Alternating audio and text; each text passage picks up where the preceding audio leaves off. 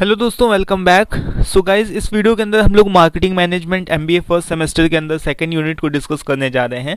जैसा कि हम लोगों ने अपने लास्ट यूनिट के अंदर इंट्रोडक्शन पार्ट और कंज्यूमर बिहेवियर को समझा था यूनिट फर्स्ट में। सो उस वीडियो का लिंक डिस्क्रिप्शन बॉक्स में होगा, आप लोग देख सकते हो जाकर के उस वीडियो को। तो अभी हम लोग यूनिट सेकंड के ऊपर आ चुके हैं और यूनिट सेकंड में दोस्तों जो आपका टॉपिक्स हैं वो आपका STP से रिलेटेड है। STP प्रोसेस लाइक जो भी market segmentation, S stands for market segmentation, T stands for targeting and P stand for positioning. ठीक है, सो सेगमेंटेशन, टारगेटिंग एंड पोजीशनिंग, ये तीन वर्ड्स होते हैं जिसके बारे में पूरा ऑल अबाउट आपका यूनिट सेकंड है और इन तीन चीज़ों को ही हमको समझना है इसके अंदर। और आई होप कि आप केवल वीडियो को देख करके ही दोस्तों आप बहुत ही अच्छा परफॉर्म कर पाओगे। ठीक है, सो एक एक चीज़ों को मैं क्लियर करता हूँ यहाँ पर। सबसे पहले देखो, मार्केट सेगमेंटेशन का क्या मतलब होता है। सेगमेंटेशन का जो मतलब होता है दोस्तों, ये सेगमेंटेशन जो वर्ड है इसका मतलब होता है कि टुकड़ों में बांटना। लाइक जैसे कि मार्केट तो बहुत बड़ी होती है, लाइक जैसे अगर मैं यहाँ पर आपको दिखाऊं फॉर एग्जांपल, ये मार्केट है, बहुत बड़ी मार्केट है। ठीक है, इसमें बहुत सारे अलग अलग तरीके के प्रोडक्ट हैं,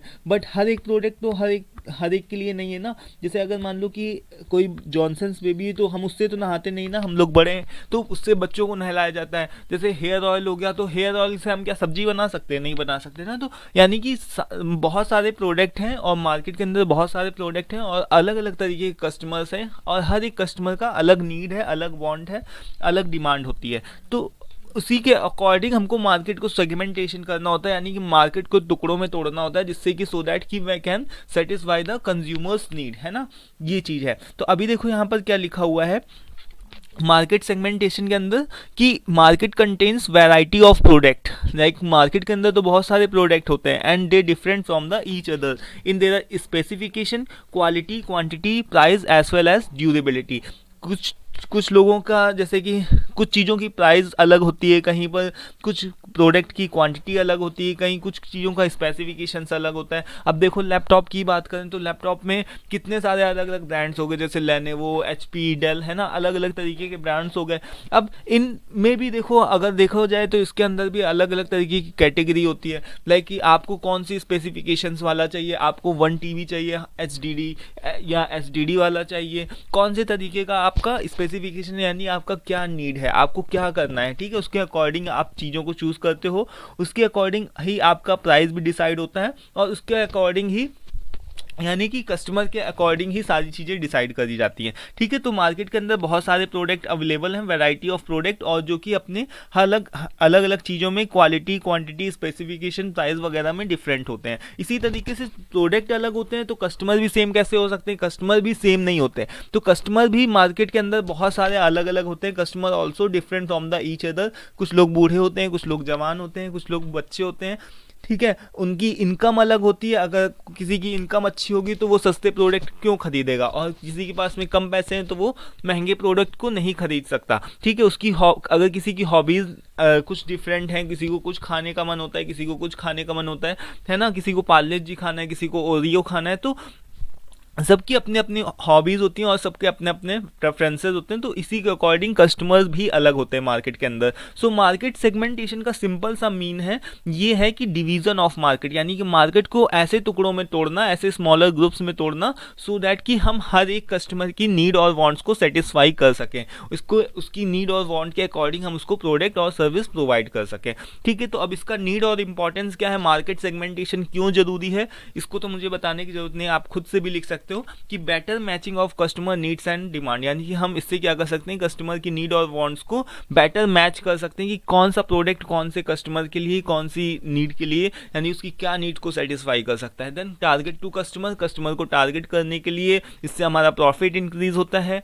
और people can also choose their preference and tests, अगर हमारे पास में बहुत सारे अल्टरनेटिव्स होंगे, हमारे पास में बहुत सारे अलग अलग कि बहुत सारे अलग अलग हमारे पास में ऑप्शंस होंगे तो हम भी चूज़ कर सकते हैं। जैसे कि अगर हम मार्केट में गए, अलग अलग तरीके के 10 तरीके के ब्रांड्स रखे हैं बिस्किट के, तो हम अपने अकॉर्डिंग चूज़ कर सकते हैं कि हाँ हमको ओरियो खाना है, हमको कोई भी कुछ भी खाना है। ठीक है, लाइक कोई भी पार्ले जी बिस्किट ले लो, कोई सा भी बिस्किट जो भी आपको पसंद हो वो खाना है आपको, ठीक है। इससे हमारी सेल्स भी इंक्रीज होती है। अगर देखो से आप एक तरीके का ही प्रोडक्ट बनाओगे तो मे बी वो कुछ ही लोगों के लिए हो, बट अलग अलग अगर आप प्रोडक्ट बना रहे हो तो वो बहुत सारे लोगों की नीड और वांट्स को सेटिस्फाई कर सकता है। इससे हमारी कॉस्ट भी रिड्यूस होती है, इफिशियंसी बढ़ती है, बेटर अपॉर्चुनिटी होती है ग्रोथ के लिए, suitable design for product to customer, then better service, customers को बेटर सर्विस प्रोवाइड करना, देन एडवर्टाइजिंग और कम्युनिकेशन ऑफ द प्रोडक्ट। इससे हम क्या कर सकते हैं, सेगमेंटेशन से हम आसानी से एडवर्टाइजिंग कर सकते हैं, कम्युनिकेशन कर सकते हैं थ्रू एड्स लगा करके, पोस्टर बैनर्स लगा करके हम इसको एडवर्टाइज कर सकते हैं कि ये बच्चों के लिए प्रोडक्ट है। और then better marketing performance, effective utilisation of marketing resource. तो ये सभी कुछ एक यहाँ पर प्रॉफिट्स लिखे हुए हैं, इसके नीड और इम्पॉर्टेंस लिखे हुए हैं कि मार्केट सेगमेंटेशन क्यों जरूरी है। इसको आप अपने शब्दों में भी आसानी से कर सकते हो। इसका आप स्क्रीनशॉट ले लो, या फिर दोस्तों ये जो पूरा पीपीटी है ना, इसका सॉफ्ट कॉपी और अलग से भी कुछ एडिशनल नोट्स हैं तो वो आप व्हाट्सएप पे आकर के ले सकते हो। पूरे मार्केटिंग मैनेजमेंट का जितना भी पूरे 5 यूनिट है उन सभी का दोस्तों नोट्स अवेलेबल है। इसके अलावा और भी कुछ एक एडिशनल चीज़ें जो कि आपके एग्जाम्स में हेल्प करेंगी, तो उन सभी को अगर आप चाहो तो ले सकते हो आकर के, जस्ट इन 80 रुपीज़, ठीक है। यहाँ पर केवल मैंने बहुत ही बेसिक सा एक प्राइस रखा हुआ है, सो दैट कि वी कैन जुनों की एक थोड़ा सा सिक्योरिटी रीज़न होता है, तो उस वजह से आप व्हाट्सअप नंबर अवेलेबल होगा और वहाँ पर से जाकर के आप देख सकते हो, सॉफ्ट कॉपी ले सकते हो, और अलग से भी कुछ एक एडिशनल चीज़ें हैं तो वो आपके एग्ज़ाम में हेल्प करेंगी, ठीक है। हालांकि वीडियो को देख करके भी आप आसानी से एग्ज़ाम को दे सकते हो, आपको बहुत सारी चीज़ें केवल वीडियो देख करके ही समझ में आ जाएगी। तो अभी देखो यहाँ पर हमारा नेक्स्ट टॉपिक क्या है कि factors influencing market segmentation, basic of segmentation. यानी कि जब भी आपसे क्वेश्चन कुछ इस तरीके से पूछा जाता है ना कि फैक्टर्स, कौन कौन से ऐसे फैक्टर्स होते हैं जो मार्केट सेगमेंटेशन को इन्फ्लुएंस करते हैं, क्यों मार्केट सेगमेंटेशन ज़रूरी है, क्यों हम मार्केट का सेगमेंटेशन करते हैं। तो हमको पता है कि अगर हम मार्केट को टुकड़ों में नहीं बांटेंगे तो इससे क्या होगा कि हम केवल एक तरीके का प्रोडक्ट बनाएंगे, और अगर एक तरीके का प्रोडक्ट बनाएंगे तो वो हर एक की नीड वांट को, डिमांड को नहीं सेटिस्फाई कर पाएगा। जैसे सपोज दैट कि अगर हम जो लक्स है, ये अगर लक्स का जो ब्रांड है अगर ये केवल साबुन को ही बनाए, है ना, साबुन को ही बनाए, तो अब लोग क्या करेंगे, जिसको लक्स का पसंद है तो वो लक्स का साबुन को भी परचेज करेगा, उसका शैम्पू भी परचेज करेगा, है ना, उसका जो भी और भी अलग से कुछ आता है, शायद बॉडी पूरा वो करने वाला आता है, मैंने तो कभी यूज़ नहीं किया। हालांकि एक मुझे पता है कि उसका एक बॉडी लोशन भी शायद करके आता है, बॉडी लोशन नहीं, उसको कुछ और भी बोलते हैं, उसको उससे वॉश होता है। तो वो भी अगर जो लक्स है इन सभी चीज़ों को, अलग अलग चीज़ों को, वैरायटी को नहीं बनाएगा तो कस्टमर क्या खरीदेगा, केवल साबुन ही खरीदेगा। बाकी वो अगर उसको शैम्पू खरीदना होगा तो वो डव की तरफ चला जाएगा, किसी और का शैम्पू खरीद लेगा, है ना। तो यहाँ पर क्या है कि अगर हम मार्केट को सेगमेंटेशन नहीं करेंगे, यानी कि मार्केट में चीज़ों को अलग अलग डिवाइड नहीं करके रखेंगे, तो इससे क्या होगा कि जो हमारी सेल कम हो जाएगी और साथ ही साथ में हमको प्रॉफिट भी कम होगा, ठीक है। तो कौन कौन से ऐसे फैक्टर्स हैं जो कि मार्केट सेगमेंटेशन के लिए ज़रूरी हैं, कौन कौन से ऐसे फैक्टर्स हैं जो कि मार्केट सेगमेंटेशन को होने के लिए इन्फ्लुएंस करते हैं। तो यहाँ पर हमने आप लोगों को लास्ट उसमें बताया था, जो लास्ट यूनिट था, यूनिट फर्स्ट के अंदर आपको एक वर्ड याद होगा, पेस्टल करके, PEST,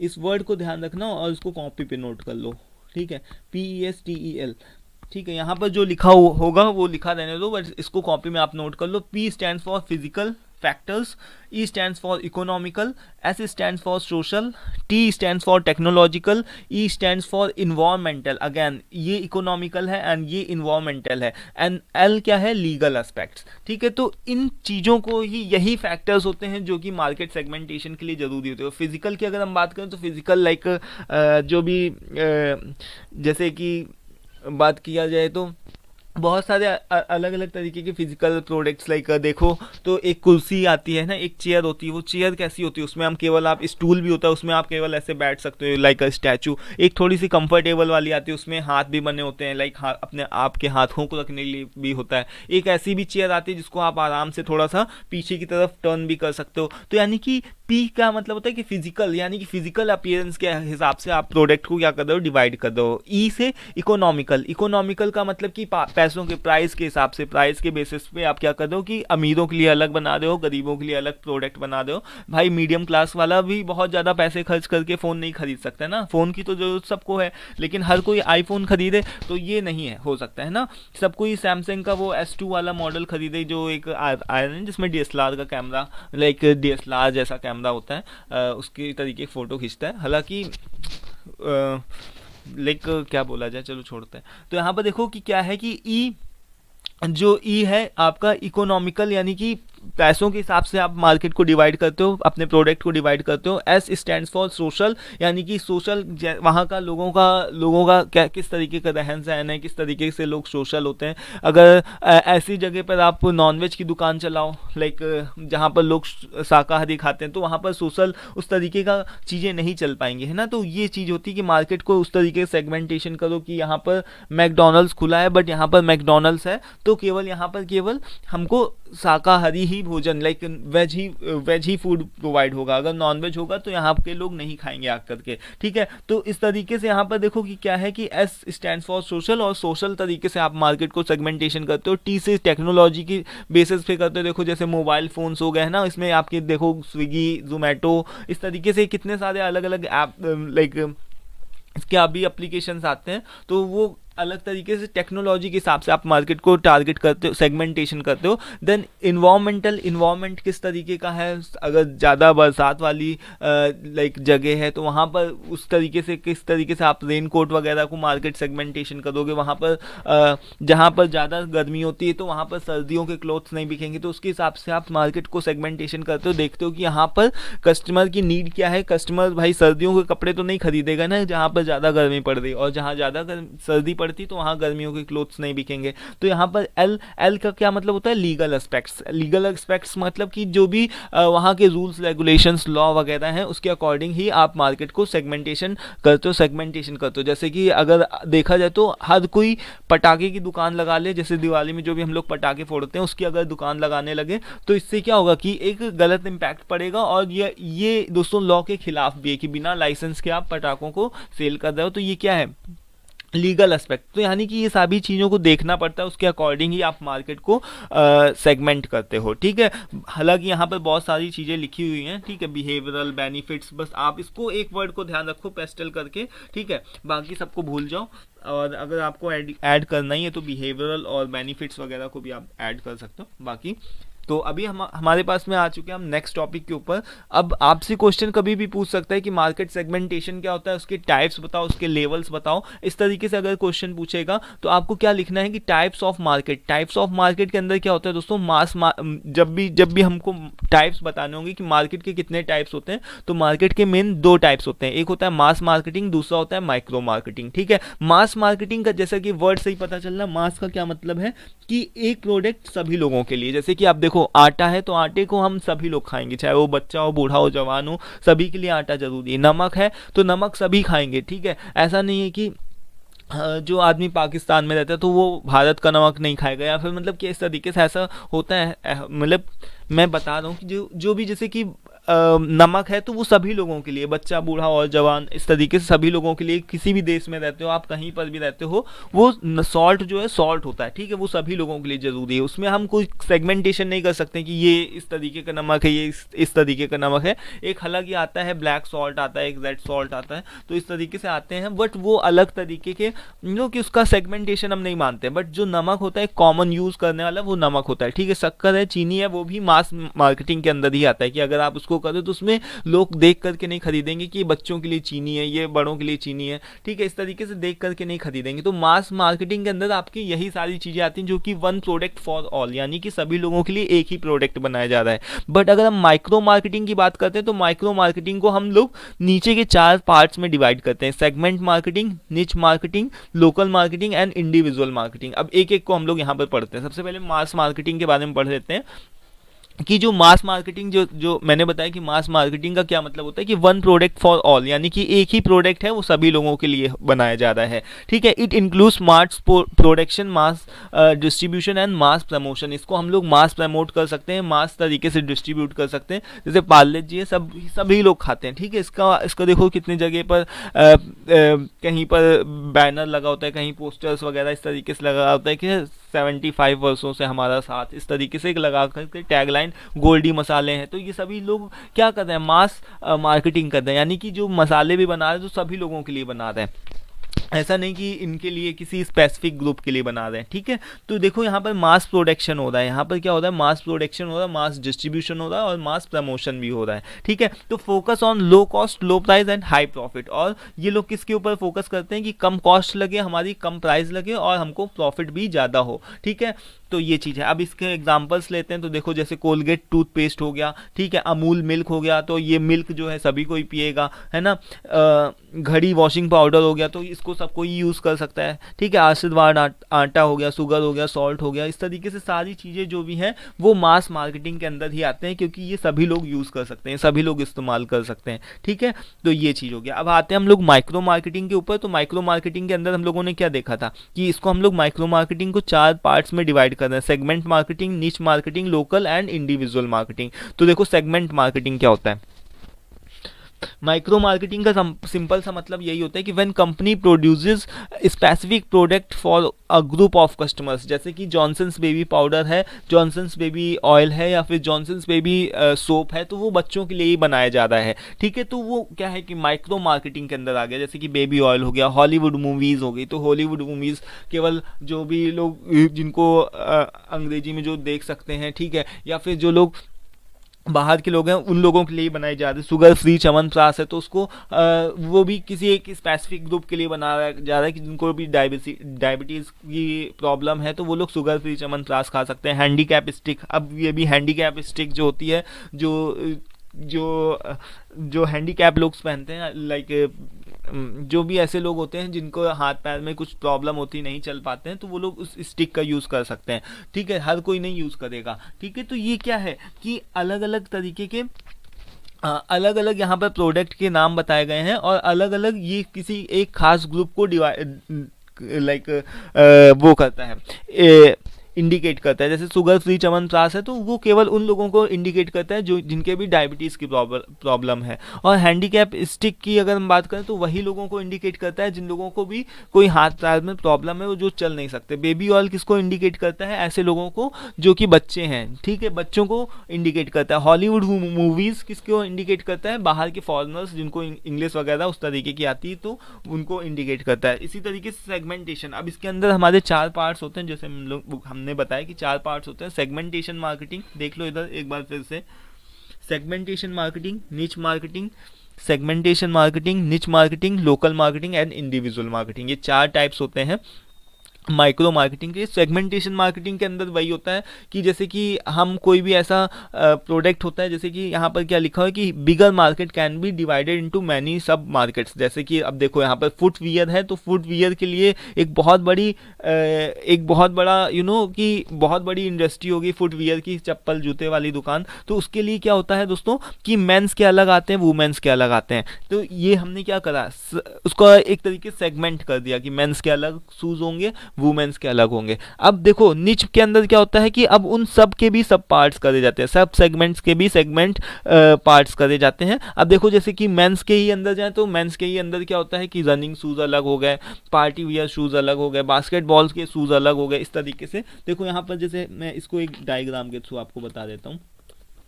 देखो जैसे ये हमारी पास में ये फुटवियर की इंडस्ट्री है, ये फुटवियर इंडस्ट्री है। ठीक है, अब इसमें से क्या हुआ कि अगर इसमें मेल्स के लिए अलग बना और इधर से फीमेल्स के लिए अलग बना, मेल्स के लिए अलग, फीमेल्स के लिए अलग, तो ये क्या हो गया, सेगमेंट मार्केटिंग। यहाँ तक क्या हुआ, ये सेगमेंट मार्केटिंग हो गया। अब इसके भी अंदर अगर हम जाएं, तो निच मार्केटिंग कैसे होता है कि मेल्स के अंदर भी रनिंग शूज़ अलग, पार्टी वियर शूज़ अलग, और फुटबॉल बास्केटबॉल शूज़ अलग हो गए। इसी तरीके से फीमेल्स के लिए भी देखा जाए, तो यहाँ पर भी इनके पार्टी वियर शूज़ अलग होते हैं, है ना।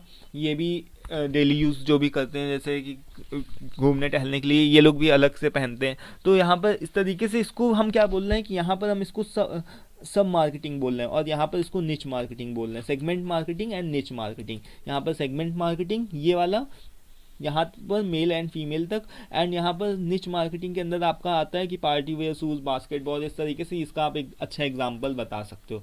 ठीक है, सो अब देखो यहाँ पर लोकल एरिया मार्केटिंग के अंदर क्या आता है, जैसे आपकी डबिंग मूवीज़ हो गई, वाराणसी साड़ीज़ हो गई, जैसे रीजनल मूवीज़ हो गए, है ना। लोकल मार्केटिंग यानी कि केवल लोकल लोगों के लिए बनाया जा रहा है, लोकल एरिया की। जैसे देखो डबिंग मूवीज़ क्या है कि हम अपने लिए बनाते हैं, हमको इतना ज़्यादा इंग्लिश में सब कोई फ्लुएंट नहीं होता है, तो उसके लिए डबिंग मूवीज़ बनाई जा रही है। और उसके बाद में वाराणसी साड़ीज़ यानी कि बनारस के लोगों के लिए ये साड़ी बनाई जा रही है, पर्टिकुलर रीजनल मूवीज़, इस तरीके से ये लोकल मार्केटिंग के कुछ एक एग्जांपल्स हैं। अब देखो यहाँ पर इंडिविजुअल मार्केटिंग की बात करें तो इंडिविजुअल में अगर हम बात करें तो देखो Dell and HP gives customisation. Individual का मतलब कि हमको खुद के अकॉर्डिंग अगर जैसे कि बनाना हो कोई भी प्रोडक्ट, तो हम देखो हम अपने घर का फर्नीचर कैसे डिसाइड करते हैं, हम उसको बुलाते हैं, हमको ये बताना होता है कि इस शेप की, इस साइज़ की ऐसी ऐसी एक अलमारी मुझे चाहिए, इसको बना करके दे दो।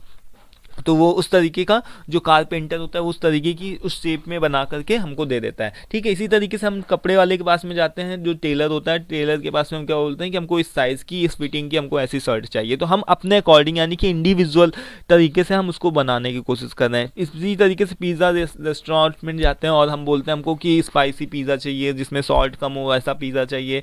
केक बेकर्स के पास में जाते हैं, हम उसको बताते हैं कि हमको किस तरीके का केक चाहिए। सैलून्स में जाते हैं तो हम भी बताते हैं कि हमको किस तरीके की हेयर कट चाहिए। तो यानी कि ये सभी क्या है, इंडिविजुअल मार्केटिंग के कुछ एक एग्जाम्पल्स हैं। डेल और HP का यहाँ पर एग्जाम्पल इस वजह से दिया गया है क्योंकि ये लोग कस्टमर को कस्टमाइजेशंस देते हैं। कस्टमाइजेशंस का मतलब कि जैसे हमको अपनी कंपनी में 100 डेस्कटॉप की ज़रूरत है जिसमें से वर्कर्स आएंगे और वहाँ पर बैठ करके काम करेंगे, तो अब हम उसकी तरीके की कस्टमाइजेशन मांगेंगे कि हमको बहुत ज़्यादा हैवी नहीं चाहिए, नॉर्मल स्क्रीन चाहिए, बहुत ज़्यादा उसमें उसकी स्टोरेज ठीक ठाक हो। इस तरीके से हम कस्टमाइज़ करके अपने अकॉर्डिंग लैपटॉप और डेस्कटॉप को बनवा सकते हैं। तो डेल और HP के ये कुछ यहाँ पर बताया गया है। तो अब कभी भी पूछ लेता है आपसे कि प्रोसेस ऑफ मार्केट सेगमेंट, किस तरीके से आप मार्केट का सेगमेंटेशन करते हो। तो इसमें आप क्या करना पड़ेगा, सबसे पहले आप सर्वे स्टेज करोगे कि क्या लोगों की नीड, वांट है और डिमांड है। इस तरीके की सर्वे करोगे। सर्वे करने के बाद में आप क्या करोगे कि पॉसिबल बेसिस ऑफ सेगमेंटेशन की कितनी तरीके से आप सेगमेंट कर सकते हो, अपने जो भी प्रोडक्ट है उसको किस तरीके से सेगमेंट कर सकते हो।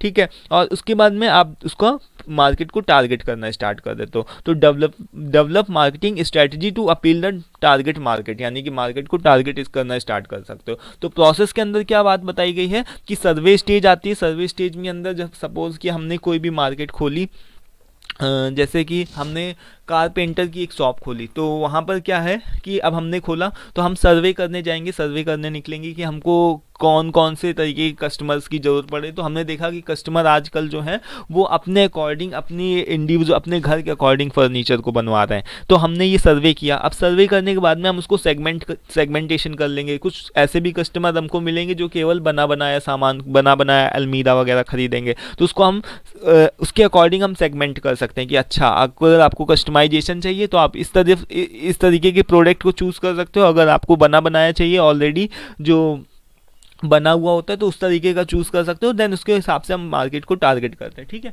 आई होप कि क्लियर हो गया होगा।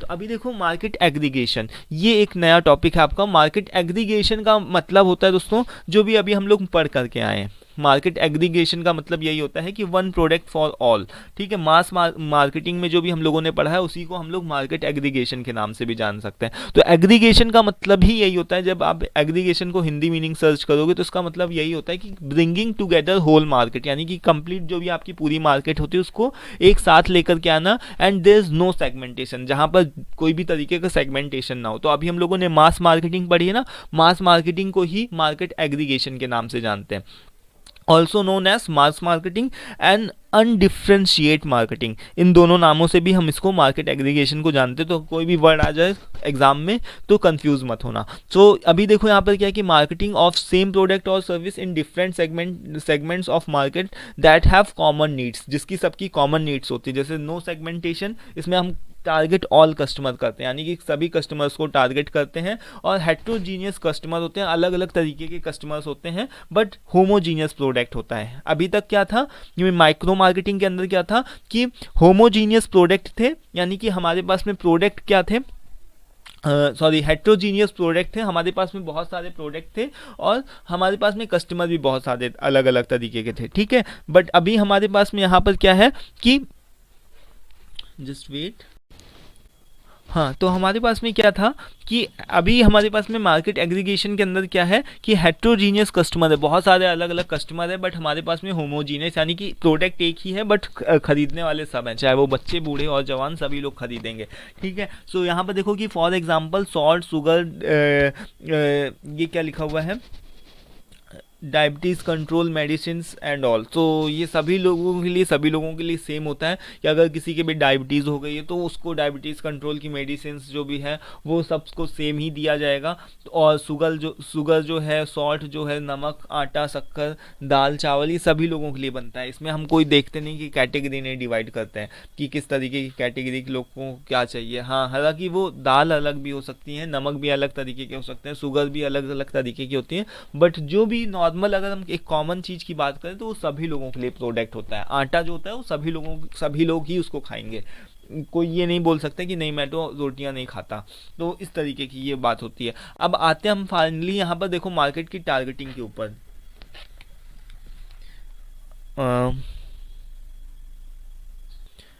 तो मार्केट की टारगेटिंग का क्या मतलब हुआ कि अभी तक हम क्या कर रहे थे, चीज़ों को, पूरी मार्केट को टुकड़ों में तोड़ रहे थे, है ना।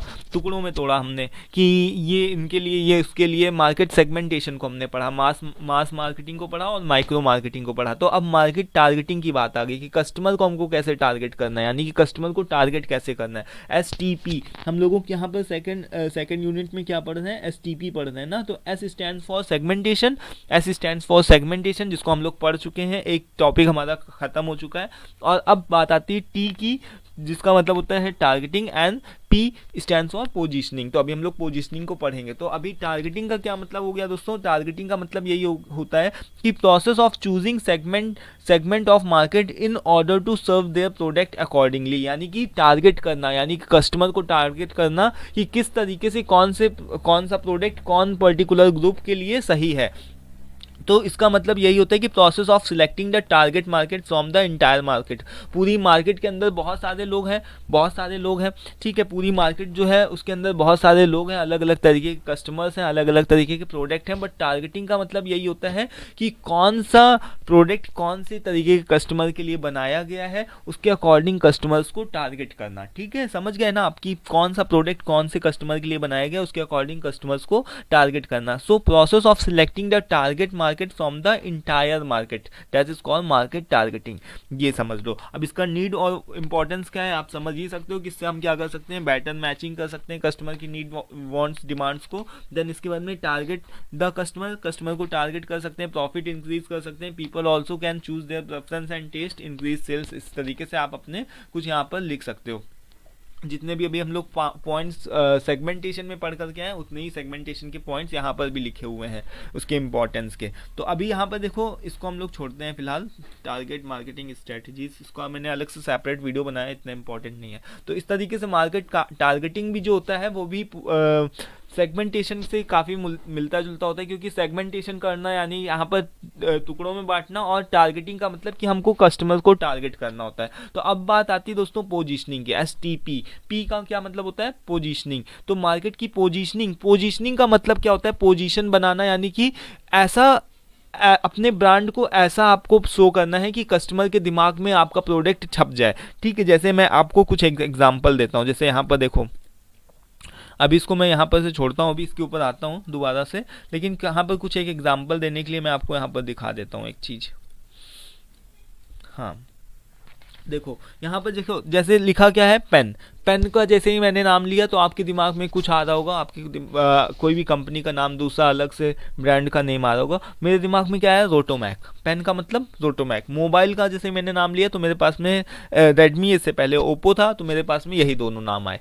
इसके अलावा कार, जैसे मैंने कार शब्द का नाम लिया वैसे ही क्या आया, मारुति नाम आ गया कि अच्छा मारुति की कार होती है। शूज़ बाटा के, जीन्स लिवाइस की, है ना, रेफ्रिजरेटर वॉलपूल। इस तरीके से हमने क्या किया यहाँ पर, जैसे जैसे हम कोई भी प्रोडक्ट का नाम ले रहे हैं तो उसकी कंपनी का नाम हमारे सामने दिमाग में ऐसे ही अपने आप से आ जाता है। जैसे हम कोई भी नाम ले, है ना, कोई तरीके का नाम ले, जैसे मैंने यहाँ पर इतने सारे एग्जांपल्स बताए कि शूज़, तो शूज़ का जैसे ही मैंने नाम लिया तो बाटा के शूज़ होते हैं। इस तरीके से कंपनी के नाम जो अपने दिमाग में खुद से छप रहे हैं ना, तो ये क्या हो रहा है, ये क्या हो रहा है दोस्तों, रोटोमैक। इन लोगों ने अपनी पोजीशनिंग बनाई है, यानी कि इस तरीके से इन लोगों ने, इन कंपनियों ने अपनी पोजीशन बनाई है, ऐसी पोजीशन बनाई है कि जैसे ही हम किसी भी पर्टिकुलर प्रोडक्ट का नाम लेते हैं तो इनका ही नाम छप करके आ जाता है। जैसे अगर हम कोई भी साबुन का नाम लें तो डव आ जाएगा, लक्स आ जाएगा। इस तरीके से कोई भी साबुन तो साबुन ही होता है, बट ये एक तरीके से जो कंपनियां होती हैं, कंपनियां अपने ब्रांड के साथ में, उस प्रोडक्ट के साथ में जो भी गहरा रिश्ता बना लेती हैं उसी चीज़ को। अगर हम मसाले की बात करें तो सबसे पहले हमारे दिमाग में क्या आता है, गोल्डी मसाले, है ना। तो यानी कि इन लोगों ने इतना ज़्यादा एडवर्टीजमेंट किया है अपने प्रोडक्ट का, इतना ज़्यादा इन लोगों ने मार्केट के अंदर, इन लोगों ने इतना अच्छा लॉयल ये रहे अपने कस्टमर्स के साथ में, और उनका कभी भी विश्वास नहीं तोड़ा इन लोगों ने। तो इस वजह से ही इन लोगों का, जैसे ही हम नाम लेते हैं, यानी कि कोई भी प्रोडक्ट का नाम लेते हैं, इन कंपनियों का, इन ब्रांड्स का ही नाम आ जाता है हमारे दिमाग में। तो यही होता है दोस्तों पोजीशनिंग। पोजीशनिंग का यही मतलब होता है, यहाँ पर देखो क्या लिखा हुआ है, पोजीशनिंग का मतलब यही होता है कि positioning helps placing the product in customers mind, यानी कि ऐसी आपको छाप बनानी है, अपने ऐसे ब्रांड की छाप बनानी है, अपने ऐसी कंपनी की छाप बनानी है कि आपका कोई भी प्रोडक्ट का नाम लेते ही आपकी कंपनी का नाम ध्यान में आ जाए। तो इस तरीके के यहाँ पर यही पोजीशनिंग के बारे में बताया गया कि final part of STP process, यानी सेगमेंटेशन, टारगेट और पोजीशनिंग का, यहाँ पर पोजीशनिंग जो है वो फाइनल पार्ट है।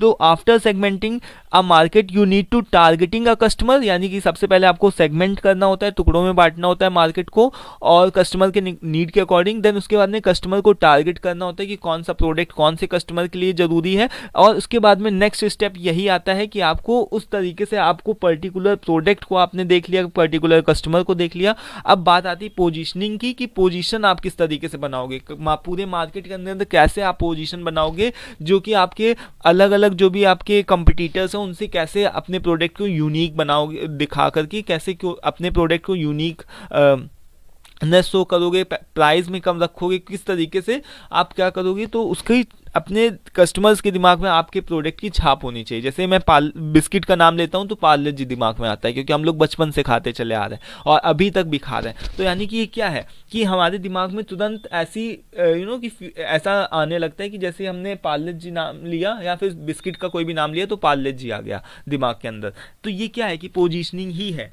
ठीक है, समझ पा रहे हो जो मैं आपको बताना चाह रहा हूँ, तो यही चीज़ है। अब देखो यहाँ पर recognising the product according to the different level such as premium, high, medium, low, इस तरीके से इसके भी पोजीशनिंग की कुछ एक स्ट्रैटेजीज होती हैं। प्रोडक्ट का डिफ्रेंशिएशन कैसे करते हो आप लोग, ये भी एक कॉमन टॉपिक आता है। तो प्रोडक्ट का डिफरेंशिएशन की अगर हम बात करें तो प्रोडक्ट डिफरेंशिएशन की बात करते हैं तो प्रोडक्ट डिफरेंशिएशन में क्या होता है कि प्रोसेस ऑफ डिस्टिंग्विशिंग, यानी कि प्रोडक्ट को आप क्या कर रहे हो कि थोड़ा सा और दूसरे लोगों से क्या कर रहे हो, थोड़ा सा कुछ यूनिक क्वालिटीज़ डाल रहे हो, जैसे कि आप उसकी क्वालिटी को चेंज कर रहे हो, उसमें कुछ यूनिक फीचर्स दे रहे हो, एडवांटेजेस दे रहे हो, जैसे कि सो दैट कि you can different your product in the whole market, यानी कि जो भी आपके कंपटीटर्स होते हैं उनसे आप अपने प्रोडक्ट को थोड़ा सा अलग शो कर रहे हो, अलग दिखा रहे हो, उसी को क्या बोलते हैं, प्रोडक्ट डिफरेंशिएशन के नाम से जानते हैं। यानी कि हम अपने प्रोडक्ट को थोड़ा सा यूनिकनेस दिखाने के लिए थोड़ा सा उसको दूसरे लोगों के साथ, दूसरे लोगों के कंपैरिजन में अलग शो करने के लिए अपने प्रोडक्ट को हम थोड़ा सा यूनिक बनाते हैं। चाहे हम अपने प्रोडक्ट में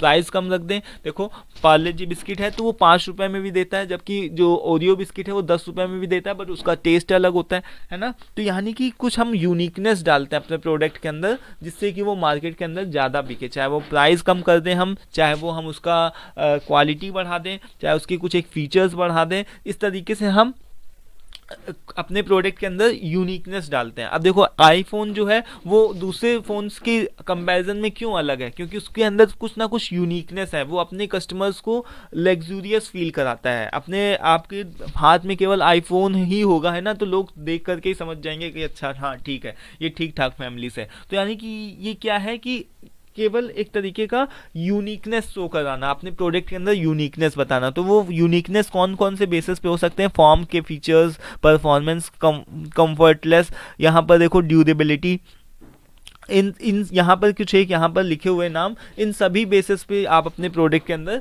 यूनिकनेस शो कर सकते हो। ठीक है, तो ये कुछ एक नाम लिखे हुए, इनको आप ध्यान रख लेना। एनीवेज अभी हम यहाँ पर आते हैं कि कॉन्सेप्ट ऑफ ब्रांडिंग, ब्रांडिंग के ऊपर आते हैं। तो हमारा एसटीपी पूरा खत्म हो चुका है, अब ब्रांडिंग की बात आती है। तो कॉन्सेप्ट ऑफ ब्रांडिंग के अंदर क्या होता है कि ब्रांड एक तरीके का नेम होता है, कोई सिंबल होता है, लोगो होता है, डिज़ाइन होता है। जैसे यहाँ पर अगर हम मैकडोनल्ड्स की बात करें तो मैकडोनल्ड्स में क्या होता है कि एक एम बना होता है इस तरीके से, तो हम समझ जाते हैं अच्छा हाँ यहाँ पर मैकडोनल्ड्स है ना। यहाँ पर देखो मैंने बना करके रखा हुआ है लास्ट में, यहाँ पर से देखना एक चीज़, ये देखो मैकडोनल्ड्स, जैसे ही यहाँ पर मैंने नाम लिया मैकडोनल्ड्स का, तो अगर कहीं पर भी इस तरीके का साइन सिंबल बना होगा तो हम समझ जाएंगे कि हाँ ये मैकडोनल्ड्स का प्लेस है। इसी तरीके से ऑडी, ऑडी का नाम लेते ही ये किसका प्लेस है, ये देखो। अब हम नीचे वाला ये किसका है, ये किसका लोगो है, ये किसका सिंबल है, पेप्सी का। और ये देखो BMW इस तरीके से लिखा हुआ है, तो BMW का ये साइन है। इस तरीके से यानी कि आप अपने ब्रांड की इमेज को कैसे बनाते हो, यानी कि कोई एक तरीके का सिंबल बनाना, कोई भी तरीके का वो बनाना, यही चीज़ बताया गया है कि कोई भी साइन हो, कोई भी आपका नेम हो, आपकी कंपनी का कोई भी ब्रांड हो, लोगो हो, जिससे कि आपकी कंपनी को पहचाना जा सके, आपके ब्रांड को पहचाना जा सके, वही क्या होता है ब्रांडिंग। तो branding involves identity of a product, यानी कि कोई भी तरीके की आपके प्रोडक्ट की आइडेंटिटी क्या है। जैसे BMW का नाम लेते ही हम उसकी अगर लोगो की बात करें तो लोगो जो बना हुआ है उस वही सिंबल हमारे दिमाग में आता है। तो ब्रांडिंग का यही मतलब है। तो एडवांटेजेस क्या है ऑफ ब्रांडिंग के, एडवांटेज क्या है कि हम इससे क्या कर सकते हैं कि प्रोडक्ट को आइडेंटिफाई कर सकते हैं बहुत ही इजीली, और ईज टू रिकॉग्नाइज, यानी कि हम आसानी से प्रोडक्ट को रिकॉग्नाइज कर सकते हैं। जैसे ही मैकडोनल्ड्स का एम हमको दिखाई पड़ता है तो हम समझ जाते हैं कि हाँ यहाँ मैकडोनल्ड्स का प्लेस है। डिफ्रेंशिएशन ऑफ द प्रोडक्ट, यानी कि प्रोडक्ट को डिफ्रेंशिएट करने के लिए। रेड्यूस रिस्क, यानी इससे हमारे रिस्क भी रेड्यूस हो सकते हैं। हमारा जो लोगो है, एक पर्सनल लोगो है, वो अगर कहीं रजिस्टर है तो वो कोई दूसरा नहीं चुरा सकता है, तो इससे हमारे रिस्क भी क्या हो जाते हैं, रेड्यूस हो सकते हैं, और आसानी से हम प्रमोट कर सकते हैं, अपने प्रोडक्ट को आसानी से प्रमोट कर सकते हैं, प्रॉफिट अर्न कर सकते हैं। लीगल प्रोटेक्शन होती है एक हमारी, हम एक तरीके से लॉ के अधिकारी होते हैं कि हमारा लोगो कोई नहीं चुराएगा। एंड यहाँ पर जी नंबर पे क्या है कि help customer to identify your product then consume it, यानी कि आसानी से आपको पता होता है कि आपके कस्टमर्स आपके क्या नाम से जानते हैं, कौन से उससे जानते हैं। जैसे यहाँ पर मैकडोनल्ड्स में एम है तो वहाँ पर से आपके कस्टमर एम के नाम से ही जानते हैं। तो इस तरीके से ही क्या है कि ये कुछ एक चीज़ें हैं, बट इसके ब्रांडिंग के कुछ एक डिसएडवांटेजेस भी हैं। वो यही है कि अगर आपका एक बार कोई रेपुटेशन ख़राब हो जाता है, जैसे डोमिनोज़ की अगर हम बात करें तो डोमिनोज़ में कुछ सालों पहले कुछ एक ऐसा सीन हुआ था जिसमें से कुछ उन लोगों ने कुछ सफाई से रिलेटेड एक उनका वीडियो वायरल हो गया था, जिसमें से एक आदमी बना रहा होता है अपना जो भी पिज़्ज़ा होता है उसको बना रहा होता है, उसी समय उसको छींक आ जाती है तो वो वहीं पर छींक देता है, तो उस तरीके का वीडियो वायरल हो जाता है, तो उससे उसकी गलत इम्पैक्ट पड़ गया उसके ब्रांड के ऊपर। तो यही होता है कि अगर एक बार गलत इम्पैक्ट पड़ जाता है, कहीं से भी कुछ भी हो जाता है, तो आपके जो भी ब्रांड है उसकी रेपुटेशन पूरी ख़राब हो जाती है। ये एक डिसएडवांटेज है। दूसरा यही है कि इसमें बहुत ज़्यादा कॉस्ट लगती है। आपको अगर एक ब्रांड बनाना है अपने प्रोडक्ट का, आपने कुछ भी सोचा कि मैं ये बिज़नेस स्टार्ट करूँगा और उसको आपको ब्रांड बनाना है, तो उसमें आपको बहुत ज़्यादा टाइम और साथ ही साथ में, चलो टाइम की तो बात छोड़ते हैं, कभी कदार लक भी होता है तो बहुत जल्दी हो जाता है, but still I can say that कि इसमें आपकी कॉस्ट अच्छी खासी लग जाती है। तो सिलेक्टिंग द ब्रांड, ये कुछ यहाँ पर चीज़ें बताएंगे कैसे आप अपने ब्रांड को सिलेक्ट करते हो। तो सबसे पहले ये कभी भी क्वेश्चन आ जाता है कि कैसे अपने ब्रांड नेम को सिलेक्ट किया जाए, इसके कुछ एक बताओ कि इस तरीके से क्या प्रोसेस है। तो सबसे पहले आपको क्या करना होता है कि suggest the product benefits and quality, ऐसे ब्रांड नेम को आपको सिलेक्ट करना है जो कि आपके प्रोडक्ट की बेनिफिट्स और क्वालिटी बताए। देखो जैसे अगर हम बात करें तो वॉशिंग पाउडर की बात करें तो यहाँ पर घड़ी डिटर्जेंट पाउडर, तो इस तरीके से हमारे पास में घड़ी का नाम आ गया। तो यहाँ पर क्या है कि हमारे दिमाग में आया तो जो घड़ी है वो किसको शो करता है, वो उसको यानी वॉशिंग पाउडर को ही शो करता है, यानी कि नेम से ही सारी चीज़ें क्लियर है। आप देखोगे तो घड़ी डिटर्जेंट पाउडर इस तरीके से पूरा नीचे लिखा होगा, तो वॉशिंग पाउडर यानी कि आपके प्रोडक्ट का पूरा नाम और क्वालिटी के साथ में शो होना चाहिए। देन इजी टू प्रोनाउंस, आसानी से सब कोई प्रोनाउंस कर ले, उसको रिकॉग्नाइज करे, रिमेंबर रख सके, ये चीज़ होनी चाहिए। बहुत लंबे चौड़े और भारी भरकम वर्ड्स नहीं यूज़ करने चाहिए, और अलग भी दूसरी लैंग्वेज में भी उसको चेंज किया जा सके। Short and contains only 5 to 10 words, बहुत ज़्यादा बड़े से वर्ड्स नहीं होने चाहिए कि प्रोनाउंसिएशन में ही प्रॉब्लम आए, लोग उसको पढ़ ही ना पाए। आसान शब्द होने चाहिए, छोटे से वर्ड्स होने चाहिए, जैसे जुपिडो है ना, इस तरीके से करके क्या है कि उसको थोड़ा सा लोगों को देखने में पढ़ने में थोड़ा सा दिक्कत होता है, तो थोड़ा सा वो कम फेमस ब्रांड है, but still we can say that कि हाँ वो अब एक अच्छा पोजीशन कर चुका है, लोग उसको अब जानने लगे हैं। तो यहाँ पर एक मैं बात बताना चाहता हूँ कि यानी कि आपका जो भी प्रोडक्ट है उसका अगर जितना छोटा नाम रहेगा उसको आसानी से लोग उतना ज़्यादा ही याद रख सकेंगे, तो ये चीज़ होती है। Then it should be capable of registration, इसको रजिस्ट्रेशन कराया जा सके। ऐसा नहीं होना चाहिए कि आपका कुछ भी वल्गैरिटी शो करे, आपका प्रोडक्ट का ब्रांड नेम या कुछ भी इस तरीके का, कि आप उसको रजिस्टर ही ना करा सको। तो ऐसा होना चाहिए कि कैपेबल ऑफ रजिस्ट्रेशन हो, यानी कि आप उसका रजिस्ट्रेशन करा सको जाकर के, आसानी से उसको याद रखा जा सके, मीनिंगफुल हो और मेमोरेबल हो, तो ये होता है। टाइप्स ऑफ ब्रांडिंग की बात करें तो देखो प्रोडक्ट के ब्रांड होते हैं। देखो जैसे अगर प्रोडक्ट के ब्रांड की हम बात करें तो जो प्रोडक्ट को ही शो करते हैं, जैसे मैक, आईपॉड, कोका कोला, है ना, ये सारी चीज़ें क्या है कि प्रोडक्ट को ही शो कर रहे हैं, प्रोडक्ट को ही बता रहे हैं। देन पर्सनल ब्रांड्स के अंदर क्या होता है कि अगर हम नितिन साड़ीज को ले लें तो नितिन क्या एक नाम है, उसने अपने खुद के नाम के ऊपर ही अपना पूरा बना डाला। गोल्डी मसाले की अगर बात करें तो गोल्डी क्या है, क्योंकि किसी का नाम होगा तो उन लोगों ने अपने ही उसके ऊपर पूरा ब्रांड चला डाला, है ना। ये क्या है। सर्विस की अगर हम बात करें तो जो अच्छी सर्विस प्रोवाइड करती है, जैसे मारुति सुजुकी जो है अच्छी सर्विस हमको प्रोवाइड करती है सेल होने के बाद में भी, है ना। आप उसके साथ लॉयल रह सकते हो कि अगर कहीं पर भी आपको कोई भी दिक्कत आए तो आसानी से आपको सर्विस आपको उसकी इजीली मिल सकती है। देन इस तरीके से कॉर्पोरेट ब्रांड, कॉर्पोरेट के अंदर क्या होता है कि नोन एज द, जैसे टाटा, बजाज, इस तरीके से यहाँ पर क्या है कि कॉर्पोरेट के बात करी जाए, टाटा, बजाज, इस तरीके का। देन फैमिली ब्रांड की अगर हम बात करें तो देखो रिलायंस ग्रुप की अगर हम बात करें तो इन लोगों ने पूरा अपना फैमिली के ऊपर ही बनाया हुआ है पूरा, इस तरीके से। यहाँ पर टाइप्स ऑफ ब्रांडिंग जब आपसे पूछा जाएगा तो यही 4-5 तरीके हैं, इसको आप स्क्रीनशॉट ले लो या फिर पीपीटी पीडीएफ व्हाट्सअप कर सकते हो, ले सकते हो मेल वगैरह पे। तो यहाँ पर देखो ब्रांड पोजीशनिंग की किस तरीके से बात करें कि पोजीशन का हम लोगों ने देखा है ना कि पोजीशनिंग का वही मतलब होता है कि पोजीशन आप किस तरीके से बना रहे हो, कि पोजीशनिंग का मतलब ये होता है कि help placing the product in customers mind, की ऐसी तरीके से आप अपने कस्टमर्स के माइंड के अंदर अपने प्रोडक्ट की छाप डाल रहे हो, उसी को ब्रांड पोजीशनिंग बोलते हैं। So company try to design its product in such a manner that product can take place in the mind of customer, इस तरीके से डिज़ाइन करना आपके प्रोडक्ट को जिससे कि कस्टमर के दिमाग में उसका अच्छा सही इम्पैक्ट पड़ सके, यानी कि आपके कस्टमर आपके प्रोडक्ट को ध्यान रख सके। तो वन इंपॉर्टेंट टिप यही बताई गई है कि पोजीशनिंग की your brand is to stay focused on your target market. Then ये हो गया। ब्रांड इक्विटी की बात करें तो ब्रांड इक्विटी का मतलब मैंने ये सारी चीज़ें बताई ना कि ब्रांड इक्विटी का भी मतलब वही होता है कि डिस्क्राइब ब्रांड्स की वैल्यू बताना। तो value is determined by the customers perceptions, जैसे कस्टमर का परसेप्शन क्या होता है, जैसे मैंने बताया ना कि आपको पेन की बात आई तो रोटोमैक याद आ गया, मोबाइल की बात आई तो ओप्पो रेडमी याद आ गया, कार की बात आई तो मारुति याद आ गया, सबसे पहले जो आपके दिमाग में सबसे पहला वर्ड आता है। जैसे अगर हम बात करें तो जीन्स की जैसे हम बात करते हैं तो लिवाइस का नाम आता है। तो यहाँ पर क्या है कि ब्रांड की ये इक्विटी है, ठीक है, समझ पा रहे हो। और ये देखो यहाँ पर से मैंने आप लोगों को बता ही दिया कि ये सभी क्या है, ये ब्रांड के कुछ एक सिंबल्स हैं, और इन सिंबल्स को याद रखने के लिए हम जो भी कंपनियां हैं इस तरीके से सिंबल्स को बना देती हैं, लोगों को बना देती हैं अपने ब्रांड का, जिससे कि आसानी से इजी टू रिमेंबर हो सके, लोग उसको मेमोरेबल बना सकें, लाइक अपने दिमाग में छाप डाल सकें अच्छे से। जैसे मैकडॉनल्ड्स का ये है तो उनको याद रह सके कि हाँ ये मैकडॉनल्ड्स का लोगो है, और इस तरीके से अलग अलग लोगो, सिंबल्स, वर्ड्स इस तरीके से लोग डिज़ाइन करते हैं जो कि आसानी से लोगों को याद रखने के लिए। ठीक है, तो आई होप कि क्लियर हो गया होगा। स्टिल कोई कंफ्यूजन डाउट हो तो आप पूछ सकते हो, है ना। तो वीडियो देख करके आपको काफ़ी सारी चीज़ें समझ में आ गई होंगी। और अगर कोई भी हेल्प आपको चाहिए मुझसे तो आप पर्सनली व्हाट्सअप कर सकते हो, या फिर आप कमेंट बॉक्स में भी कमेंट कर सकते हो। कमेंट करो, ठीक है, मैं हर एक कमेंट का रिप्लाई करता हूँ। तो ये चीज़ है, बात है, ठीक है। तो अभी के लिए, आज के लिए इतना ही दोस्तों। आई होप कि क्लियर ही हो गया होगा। थर्ड यूनिट के हम लोग बात करेंगे नेक्स्ट वीडियो के अंदर। तो thank you for watching this video. मिलते हैं नेक्स्ट वीडियो में। Till then take care, thank you and bye.